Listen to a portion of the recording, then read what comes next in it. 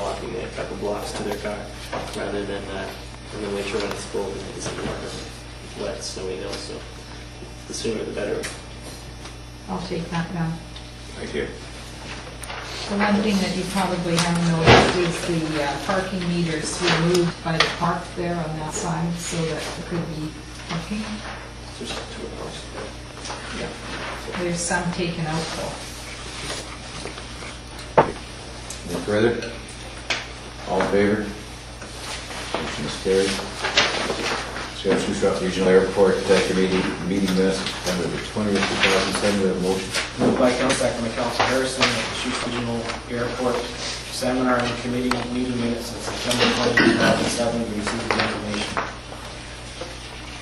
Councilor Last.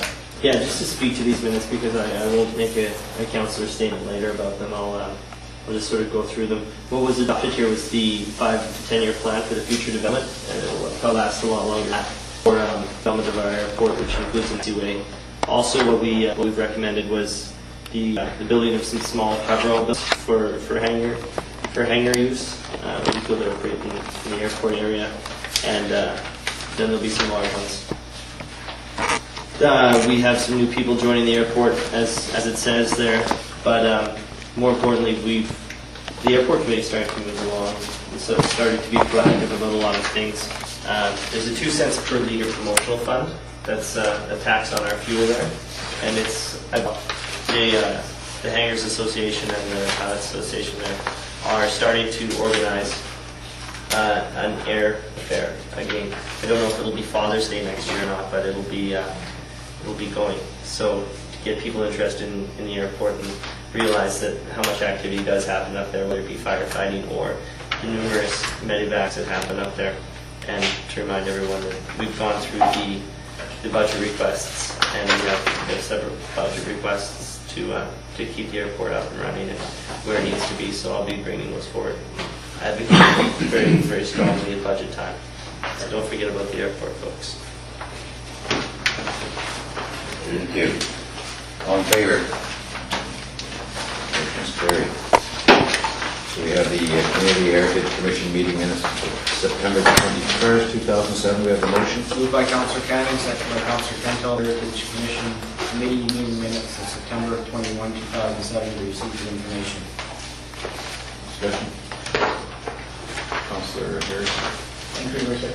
First of all, I think it's really appropriate that the first minutes of the Community Heritage Commission are being discussed with Community Village. And as you're aware, Richard, this has been a process that staff and council has endorsed the establishment of the Heritage Commission. So we had our first meeting, and I think it was an excellent start. We had the guest speaker, Berdine Yonker from the Heritage Branch. She lives in Nelson, and she came to our group and really talked about the process that we need to follow in order to establish a heritage strategy in our community. And I think she will help lead us through that with the assistance of staff and the committee. The one recommendation, and it will be moved to budget, is to allocate $5,000 in the 2001 budget towards preparation of a heritage strategy. We can apply for a grant, which is what we will do, and we're planning to get a $10,000 grant from the Heritage Branch. We have to match that with 20%, so $2,000. We're unsure of how much it may cost in order to have a consultant come and help us do that strategy. So that's why the matching lights for $5,000. We may not need all of that, but it would certainly help give us a ceiling on the consult budget. Our timeline is we hope to be underway with strategy April 1st. So we want to do a call for cures and put together a strategy, and by April we'll be underway. So hopefully by council will endorse this money at that time, and I think that we start with the Heritage Commission. Answer any questions if anyone has any. Does anybody have any questions? All in favor? Motion is carried. Next we have action, section 8. We have a zoning bylaw 3649, motion. Moved by Councillor Cannon, second by Councillor Eliason, that the bylaw entitled zoning amendment bylaw number 3649 be read a first and second time. And that final reading be withheld pending for the community area regulation. Development Services. Thank you, Your Worship. The subject property is at 750 Street Southwest. And that's a larger property, and then there's a smaller house as well. The property is located in the southern Glenwood area between 60th Street Southwest and Hutchinson Road. And the applicant is proposing to rezone from A2 rural holdings to A3 small holding to permit subdivision of 6 parcels ranging in size from 2 to 3.47 hectares. The proposal is consistent with the community plan, and the properties are located in the ALR, and the proposed subdivision has been approved by the commission. Further to that, there's some 2 small creeks that exist on the property, and prior to final reading, we have to adhere to the riparian areas right now. And further to that, other details such as funding of the subdivision is water sources, all that sort of thing will be dealt with after final results. Council, guys, questions? Councillor Hidston. Assuming that the property owner is now aware that the permits that they have to follow through and no surprise to them? Obviously, I understand the purpose of the and they have a number of options in terms of how they can address that, and there will address those prior to final reading.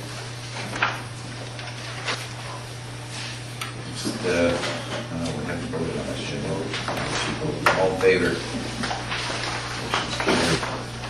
Next item is a tax exemption bylaw number 3650. Do I have a motion? Moved by Councillor Hidston, second by Eliason, that the bylaw entitled tax exemption by 3650 be read a first, second, and third time. Financial Services. Thank you. The bylaw before council today permissibly exempts the organizations listed in the bylaw for not only municipal portion of taxes for the years 2008, 9, and 2010, but for also the other government tax levy for these organizations. The organizations listed in the bylaw are those that council previously exempted within their bylaw, with the addition of 4 properties that Danish Association for Community Living, providing low-cost housing for intellectually disabled persons, the Shuswap Housing Society, who provides housing for the general population, Canadian Mental Health Association, who provides low-cost housing for the mentally challenged individual. So those are additions to the bylaw, as in previous years. Discussion, Council. Harrison. Thank you, Your Worship. First, I'll certainly endorse the additions that we've added this year to the list. I would like the commission, however, to remove one of the items, and that's number 35, which is lot 1, 1, 7, 4, 7, 6, 7, 20, range 10, registered owner and occupier is Good Samaritan Canada. So I'd like to make a motion to remove that property from the exemption list. Have a seconder. Seconded by Councillor Flynn. Could I speak to it, Your Worship? Absolutely. First of all, this is not about the good work that's provided by Good Samaritan at that site. They have several sites that are exempt. Number 36 as well is exempt, and I have no troubles with that passed in place because of the level of care that's provided there. I think probably many of the council will recall that we have Just to clarify, of your Pioneer Lodge? number 35. Number 36 is Pioneer Lodge. 35 Pioneer Lodge, I'm sorry, I said that. Yeah. Council probably remember we met with the Good Samaritan Society, invited to them many of us. They had asked for tax exemption last year, and we agreed that we would do that, and that we would review it prior to bringing an exemption this year. So Good Samaritan provides care and housing for seniors. They presently have 75 beds, and they're adding 37 more beds under construction on 15. There are private care facilities that are in our city that provides similar service to what are provided at this facility.